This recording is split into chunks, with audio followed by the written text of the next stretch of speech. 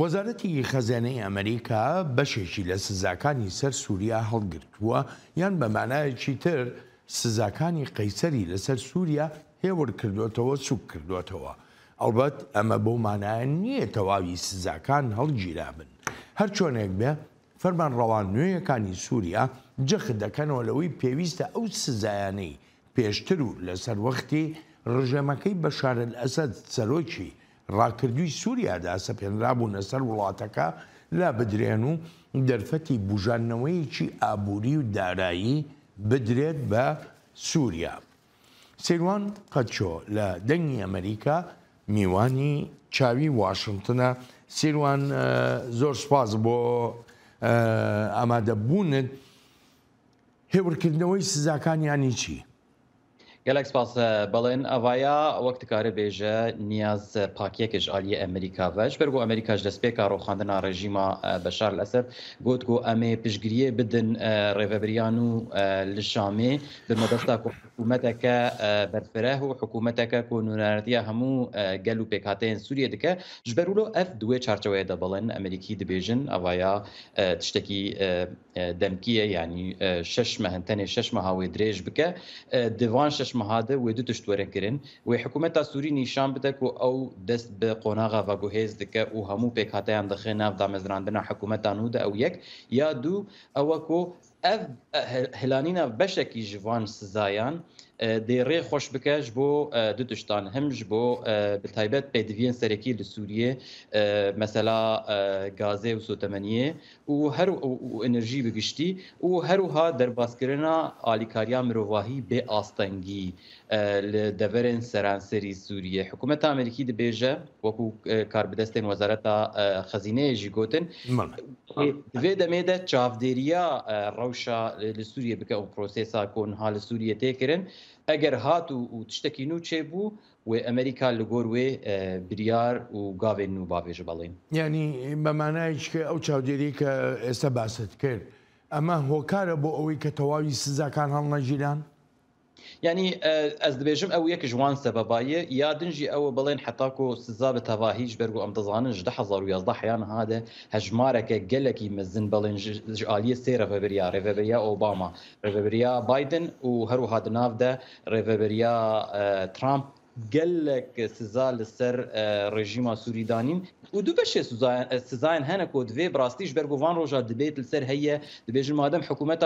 رژیما سوری نمو حکومت کنو هاتیه پیوستی به وان سزاینا نا نولوی سزاین امریکی نبوی شوی کار دکن دو بشن یک جه هم لسر سمبول و کار بدستن حکومت سوری بون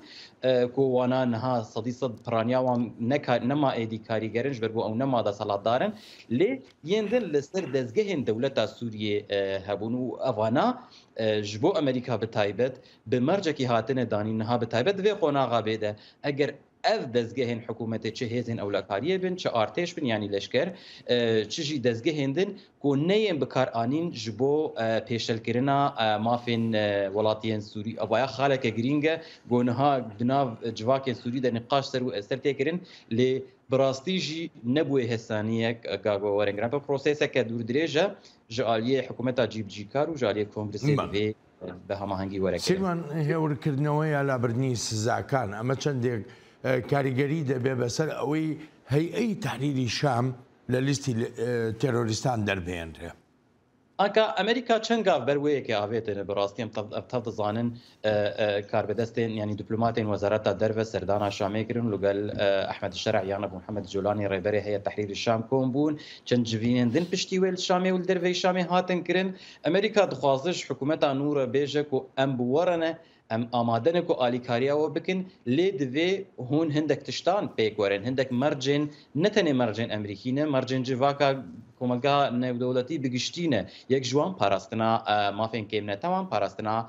مافین آلین اولی پاراستنا حتی درباس کرنا کردان دنا پروسس سیاسی ده یعنی وی که بناف دکن جبرولو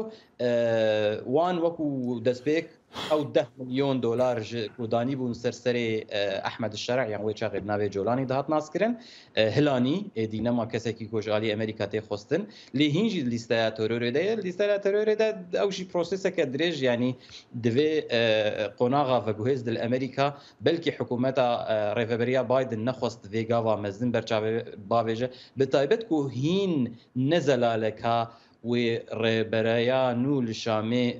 تشغافان باويجا ياكو بسكيشيا هي تحرير الشام و جبير نكن كو بشي كان روجا و ربرايا كوماري بسكيشيا ترامب ورا واشنطن جبرلو از دبيجم و او يك د قوناغا راوستاندنه ده بمينه حتى كو براستي ورا خويا كيرن كهي تحرير الشام جبرغون ها اخافتن تكرن كو اصلا هي تحرير الشام خو بحلينا بالن جولاني بري كان روجاند هف بينه كده جوت كو او اماده وكو بشك بروسيسا نول الشام بروسيسا سياسي و دامزراندنا ارتشك اجتماعي نول سوريا هي تحرير الشام هلوشينا يعني لسروي كي دبينه كال الشامي تشدبه برامبر وي كي امريكا تشغافان بابيجه سيروان اماجو بربراتي نوي امريكا بربراتي دونالد ترامب كان بيدوا دونالد ترامب درجه بم سياستي بايدن بدا بو هي وركنوي سزاكان يعني بايدن قالك تشتن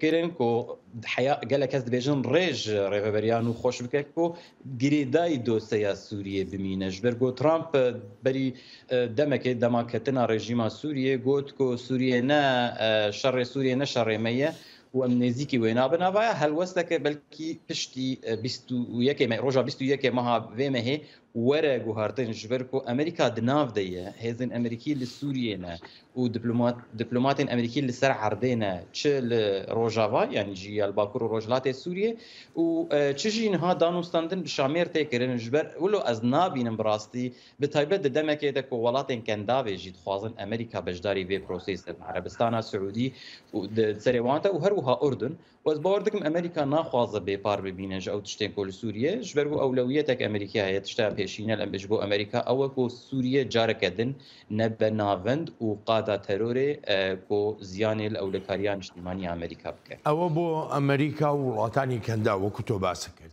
اي اوروبا كان بيدوا هنگاوي چلم شوي بگرنبر راستي بلن هجر